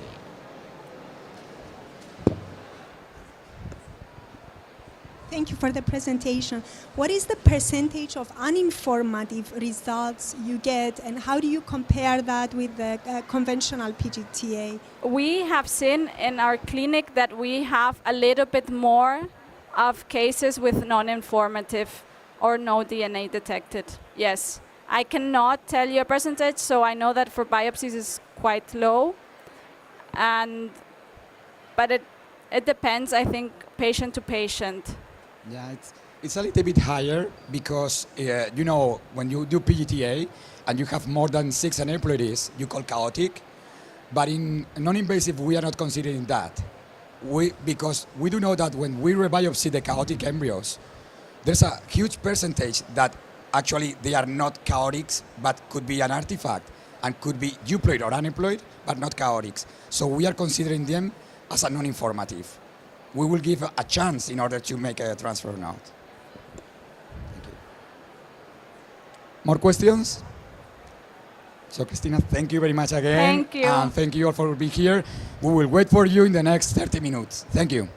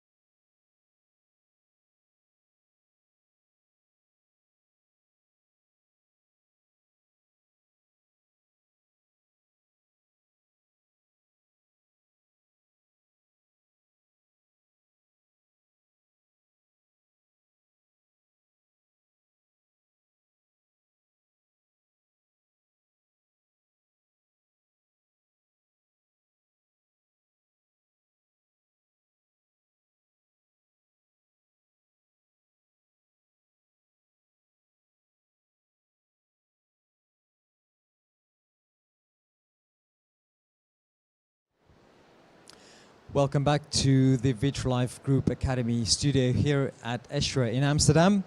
Next on our program is a discussion about the way that we incubate our embryos. There's a lot being said about incubation in terms of its humidity, dry incubation, non-humidified incubation. What is the difference and what is the impact of it on the embryos?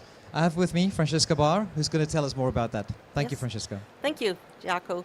So I'm going to talk today about safe culture in a non-humidified environment. And there's been a lot of talk and discussions in social media lately about culture in dry and humidified incubators. And I'd like to talk a little bit about the considerations of how you safely culture in non-humidified, and then also show how some of these studies have been done, and then finally some validation in our embryoscope to show that we successfully can have good embryo development in a non-humidified environment. So that's the agenda. Now, when we're talking humidity and non-humidity, it's not the question of humidity. What we're really discussing is something called osmolality. And essentially, this is the concentration of molecules per weight of a solute, in this case water, and that's as opposed to osmolarity, which is by volume. We use osmolality because weight is not as susceptible to temperature changes. So you can see here 2 droplets, same number of molecules, but by the weight, the one on the left is less osmolality than the one on the right. So as we know, media droplets, they contain all kinds of nutrients to support the culture of the embryo, salts, amino acids, sugars, but they also need to be in a concentration that supports an equal tonicity of the embryo. So if you're hypotonic solution, too low a concentration, then the cell begins to explode, like if you put a red blood cell in water. And if it's too high, the cells shrivel. Just like when you go on the beach and you're in the salt water too long, your fingers will start to shrivel. So what we want is a very equal, normal concentration of both to maintain the tonicity. So they have to have the right balance of molecules in and out, and there's mechanisms of transporting water that support this. The actual osmolality limit that's known to support good embryo development, the upper limit is about 300 what we call milliosmoles per kilogram, and that's what's accepted for human embryo culture. However, embryos can also use components in the media, both inorganic and organic osmolytes, such as glycine, to control the osmolality. So it's not just a simple look at the number of molecules. Yes? Again, I'd like to right away clear up, because I hear this discussion of dry and humidified incubator, but in fact, some incubators using gas mixers are not dry. They're actually a proportion of the ambient humidity is included in this system. So this study was done in ESHRE 2018, and you can see in a humidified incubator you get about 80% humidity, but in some benchtop incubators you do get some humidity. In the embryoscope it's about 25% given an ambient lab humidity of 40 to 60.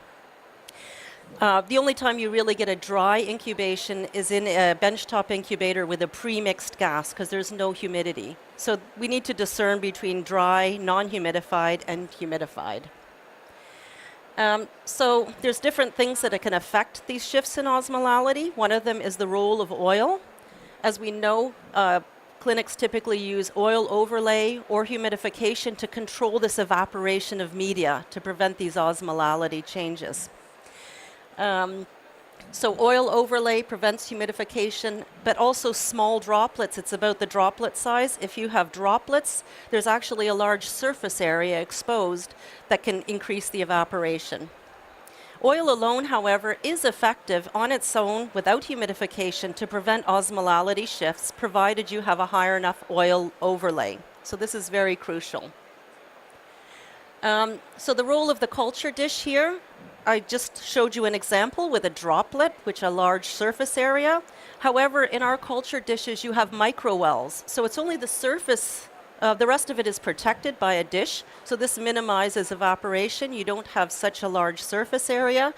And there's been some studies looking at the role of time-lapse culture dishes in osmolality shifts. So here have been 2 independent studies looking at different dish designs and the increase in osmolality over time in non-humidified.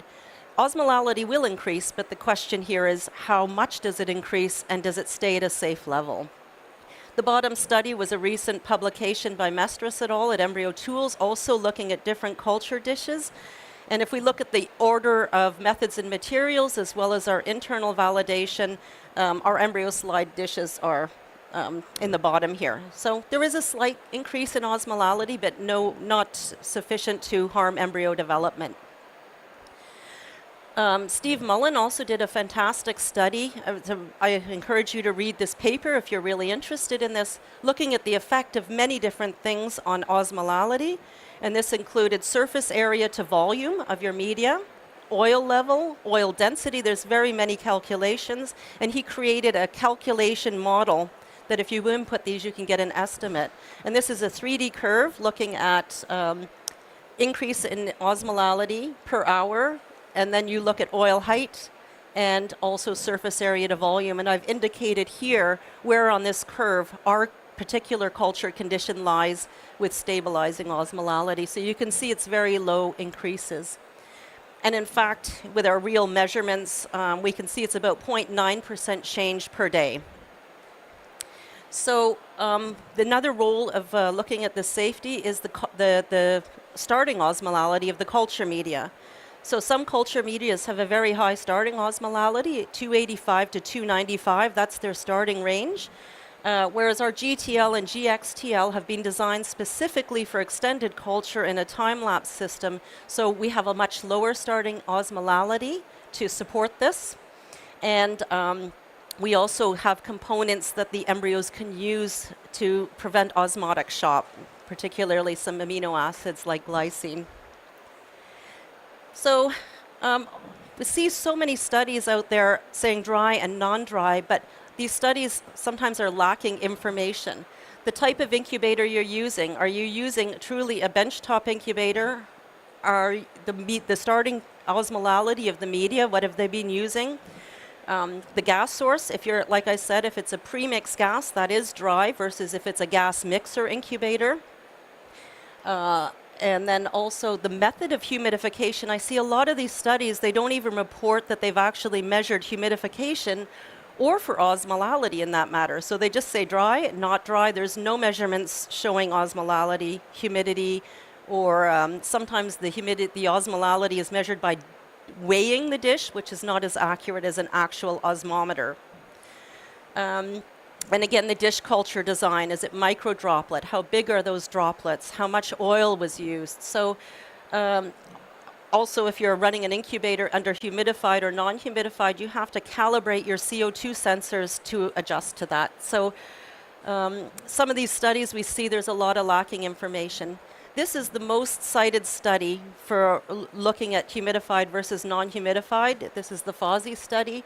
However, there's very many flaws with this study. First of all, humidification was achieved apparently by putting a water dish in one of the chambers. And the problem with this is an incubator type where when you close the chamber, the air is recirculated all around. So given that humidity wasn't mentioned, it's very impossible to see if this was actually humidified because the air is circulating all around. Neither humidification levels nor osmolality were actually shown at all in these.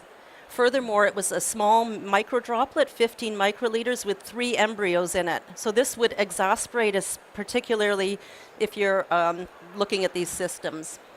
So this study cannot really conclude that all non-humidified incubation is detrimental by any stretch. However, it is the most cited.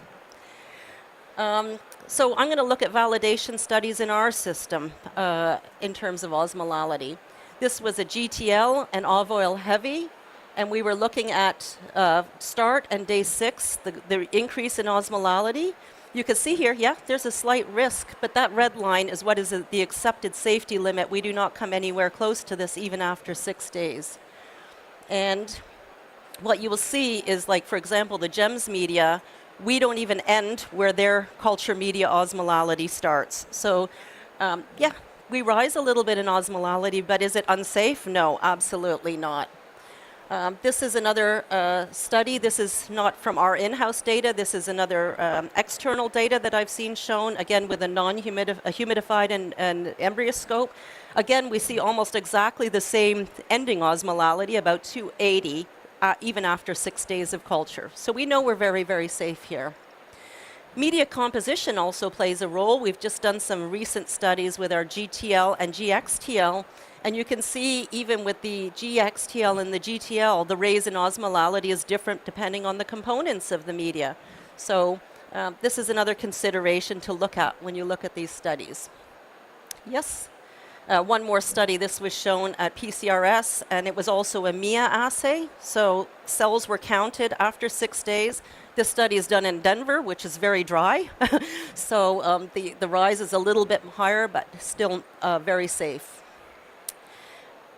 Exclusive to us, every single instrument we release goes through a MIA test. We are the only time-lapse instrument that does a MIA test. And that green one, no, you cannot buy a green embryoscope, unfortunately. That's called our reference embryoscope. And on the left, you see all our instruments lining up ready for their MIA test. And we were running a MIA test last week, just before I left. You normally stop at 96 hours, but I said, let's just keep running those mice. And this is at 112 hours, plus an 18-hour of dish equilibration. These blastocysts had been hatched since 72 hours, just growing fine. So raises in osmolality are not detrimental to embryo quality necessarily if they're not too high. But the real truth in humidified, non-humidified is looking at the embryo development. And if you're not reporting actual embryo development, you're not learning anything. So you can't just say dry, non-humidified. And we have very many studies showing excellent embryo culture in our system with our dish type, our oil level, and comparing to both humidified and non-humidified incubators. And in here in red, I've pointed data. You can see usable blastocyst rate, number of blastocysts. Our system supports good embryo development despite the fact that it's non-humidified. So safe culture in the embryoscope, these are some considerations, and people are trained on this. We get a full training session when we install. Use media design for extended time-lapse culture. Use a GTL or a GTXL with the TL in it. It's designed for time-lapse. Use sufficient oil. And this also means that when you're pipetting the oil, you need to be careful that you've expelled the full amount. If you've got a heavy oil, sometimes some of it stays in. So maybe load with a little bit more oil. Be fast with your dish prep. If you're not using your rinsing wells and putting media, you should also account for that in your oil. And then, consider a little bit. You can put up to 1.8 milliliters easily in our dish. And you can visit our blog to see we have a blog post about how to maintain stable culture. And summary. Studies support that non-humidified incubation under the right conditions is perfectly safe, and you can have excellent culture. Even though the osmolality raises, it does not reach these critical levels that might affect embryo development. And use a culture media that's designed to support extended culture over multiple days. And then the added bonus of why we would want to culture without humidity is simply the contamination issues go all away. You don't need downtime for cleaning, and the risk, I don't think we've ever had fungal or microbial contamination. So this is a huge bonus in non-humidified culture. So I hope I've all convinced you that non-humidified culture is not bad and dry good. It's a helicopter view. You have to look at the whole culture system and how it supports it. And that's all I have, and I'm happy to answer any questions. Thank you. Thank you, Francesca. Very, very interesting there. And it's good that we understand more about the difference between dry incubation and non-humidified incubation. Exactly. There's a big difference. I think one of the points you raised, which is also very important, is that the way that we prepare dishes, especially whether you use time-lapse or not, if you're going to do extended culture without interruption, it's vital that these dishes are prepared correctly, that you don't lose osmolality before you even start the culture. Yes, very important. Yes. Any other questions from the floor? Okay, well, thank you. We conclude that session. Thank you. Bye-bye. Thank you.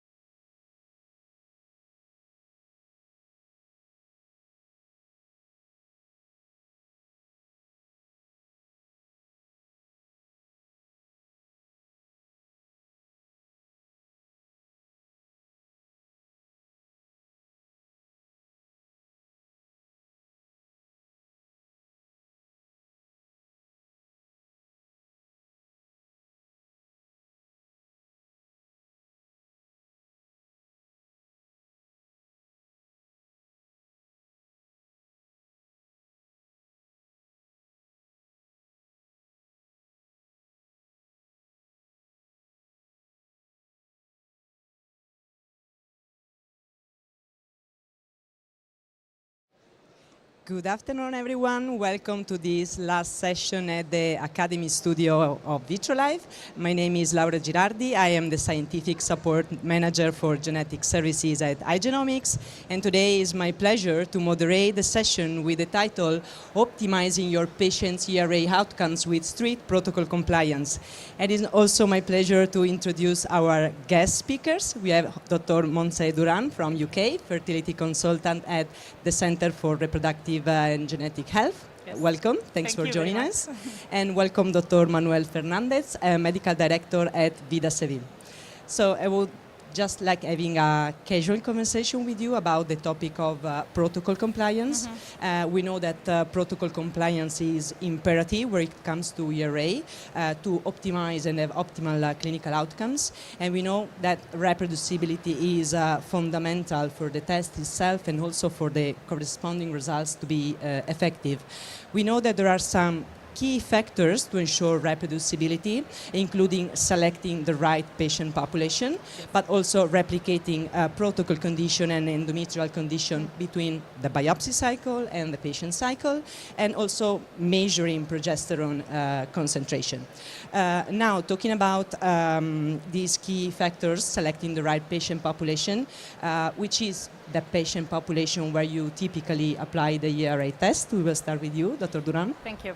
So the main indication is usually the recurrent implantation failure, those patients who have had already more than one cycle with failed embryo transfers.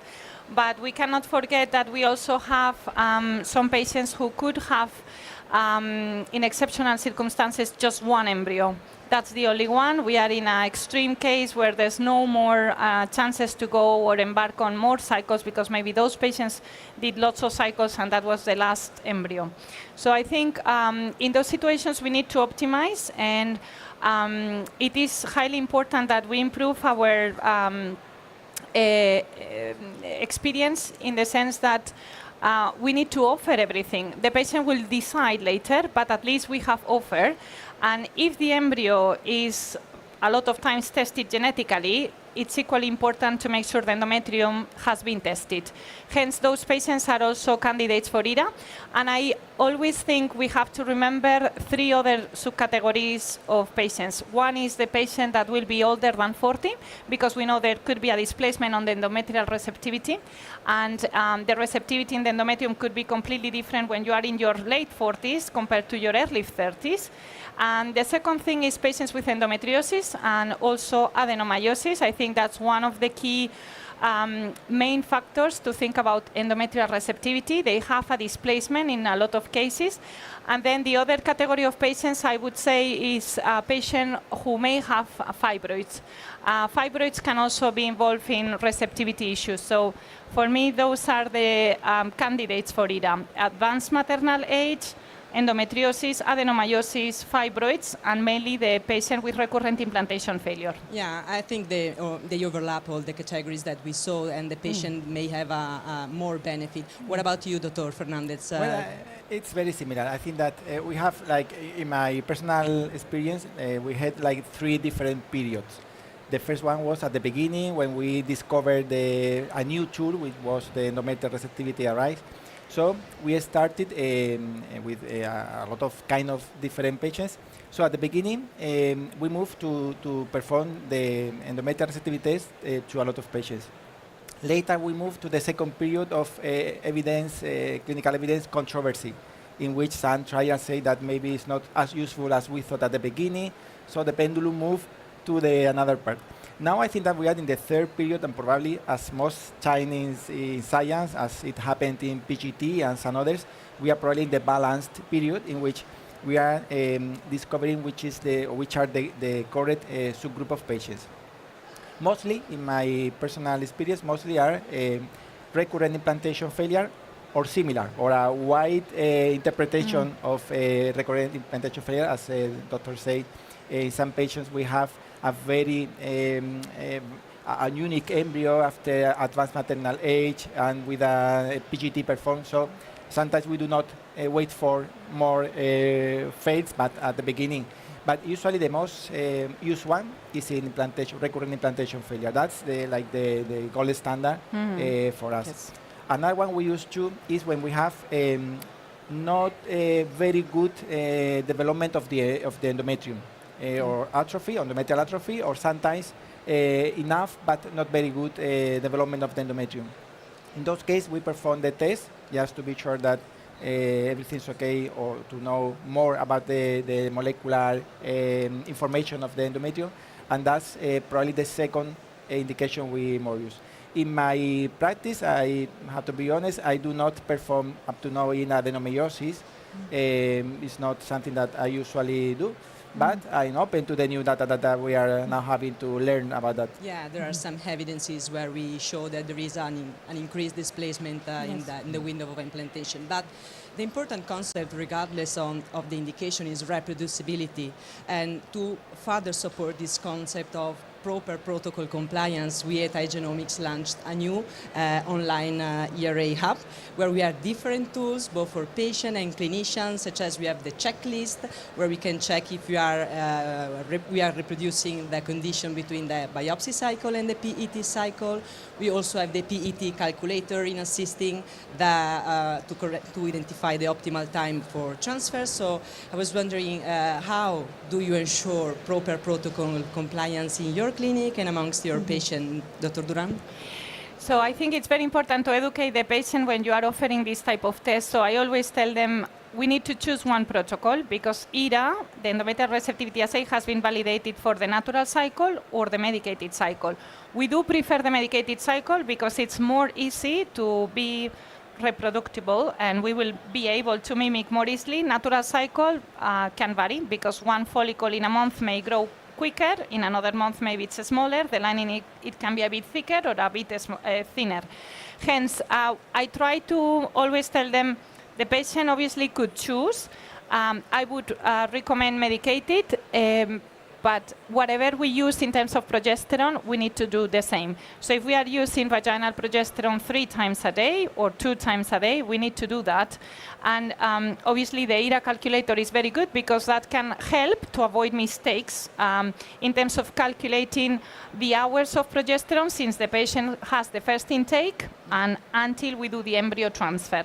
Hence the calculator that iGenomics has is good to avoid mistakes in terms of hours, and the progesterone needs to be the same. So if we use subcutaneous or vaginally, we need to use the same regime. And I think that's highly important. If we start messing, and in the real frozen transfer, we add another progesterone, we change, we start oral, and we don't do anymore the vaginal, I can understand that ERA cannot guarantee the result is going to be the same because the absorption of progesterone cannot be the same. Yeah, so your key is a combination of factors, PET calculator, patient education, HRT cycle. What about you, Dr. Fernandez? Well, similar. The truth is that in our daily practice, up to now, most of cycles we perform are HRT with the hormonal replacement therapy in order to have that reproducibility, because we want to have the same conditions when we do the test than when we are going to perform the embryo transfer.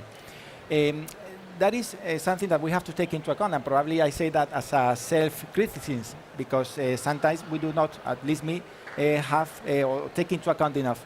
We do the test today, let's say in July, and we have one result. The patient performs the first embryo transfer, let's say in August or September, and it doesn't work. Later, for different reasons, she comes back on December or January the next year because she wants to transfer the second. And sometimes we have some months of difference between the first test and one of the embryo transfers. And maybe that the patient lost weight, or she had a new medication she didn't have at the beginning, maybe, I don't know, some adjuvants like immunomodulators or endocrine therapy or whatever. So it's true that sometimes we do not, at least I'm talking by myself, we do not take into account enoughly how many things can change from the first time we did the test until when we do the embryo transfer. There is another one theme, which is a reality. We have new data concerning about the HRT potential consequences for the pregnancy, the hypertension disorders during the pregnancy, etc. So there is one reality, which is that most of centers in the world are moving to more natural or natural modified cycles than HRT. So we have to adapt to this reality. My opinion, I do not feel very comfortable with performing totally natural cycles, because even when the cycle is regular, you know that there is a lot of differences in the duration, the progesterone, the timing. So when we do a natural cycle, we do the natural modified cycle with the triggering and the control of the progesterone. So I think, in my opinion, for the ERA test, the best are or HRT, or if we want to do a natural cycle, natural modified with triggering. In my opinion, completely natural, we have more potential confusion factors regarding the differences among different cycles. Yeah, and you were also mentioned checking other parameters, not only the protocol, but also endometrial condition in general that must be replicated between cycles. So finally, since we are talking about how to optimize the results, do you have experience in pairing ERA tests with other tests, other tools, whether it could be PGTA, to ensure the transfer of a euploid embryo in a receptive endometrium, or for example, if you look at other endometrial parameters and factors like with EMMA test for having information about the microbiome, which is your experience in pairing with other tools? Yes. So if we have patients that have already euploid embryos in storage, I think especially when they have recurrent implantation failure, it is highly recommended that we check the receptivity, but we check the microbiome, we check the ALICE test, which is the one for chronic endometritis. Because if you do one test and you don't do the other test, you can be missing important information. And recurrent implantation failure means that the patient could be actually having an abnormal microbiome with 0% even of lactobacillus. Those patients really need to take probiotics for a very long time, and they will probably need an antibiotic. So if we are going to do an invasive procedure, which is the endometrial biopsy, although it's quick and it's not a big deal, the same sample can be analyzed for ERA and analysis. It goes on the same tube. It's very easy. You just need, obviously, to explain to the patient that you are taking that sample also to be analyzed for microbiome. So it would be a shame not to do the analysis test if you are taking already the ERA test. And by the way, I think the analysis test, it's also a test that can be offered even in patients that are trying to conceive and they can't, because I found in my experience that around maybe 20 to 30% of patients in which we do analysis tests, they have abnormal results. And you would never know with a scan or a blood test. It's impossible. So those patients are, they need to know that the analysis is available. Yeah, so your strategy is testing both sides, the embryo and the endometrium, but a complete view of the endometrium, not only the window of implantation. What about you, Dr. Fernandez? Well, very similar regarding the other test. In my daily practice, whenever I indicate or propose to the patient to perform the endometrial biopsy, for me it's a complete concept, a complete approach, which is which are the three tests, no? The ERA, the EMMA, and the ALICE. Because if we want to have as more data as possible regarding the molecular situation of the endometrium, of course, it's a pity, it's a shame not to have all of them. So we have data about microbiota, about factors of receptivity, endometrial receptivity, and about immunology or potential inflammatory factors. So why not to see all of them? So whenever I propose to my patient an endometrial biopsy, I propose the three. Regarding PGT, it's similar, but we have not a protocol that every endometrial biopsy has to be with PGT treatment, in part because we cannot perform PGT to everybody in Spain. So what is true is that as most of patients that we indicate the endometrial biopsy are recurrent implantation failure, usually it goes in the pack. It goes as a complete pack, which is we don't know exactly what is happening. So we want to know more about the embryo, about the genetic of the embryo, and we want to know more about endometrium. So they're usually together, but because mainly we perform in the recurrent implantation failure. Yeah, I think it's important, and we highlight almost all the points and the key factors and aspects behind ERA. We have to close the conversation, but before it, I would like to open for questions if there are from the audience. Okay.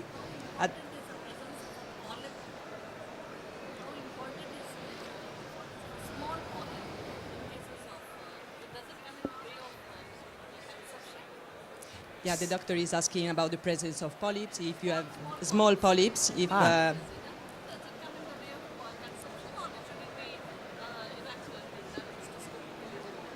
Okay, well, it's a good question. The presence of something in the endometrium, a polyp or a short part of a myoma, in my opinion, if we are talking about a patient with failure and we want to approach as with the best result, we usually remove the polyps. And what is important, if you are going to act in the endometrium, the test must be performed after that actuation. I mean, you cannot do the test with the polyp to remove the polyp and later do the transfer. You have to, if you are going to remove the polyp, which is my recommendation,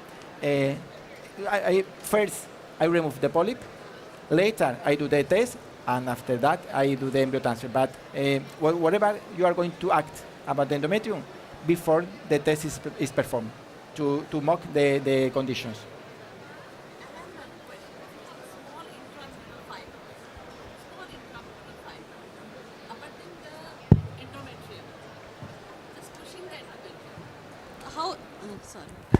How important it is to remove the small fibroid, because we have small lemon-sized fibroids. Okay, well, this is not easy to answer. What do we do when we have a small fibroid?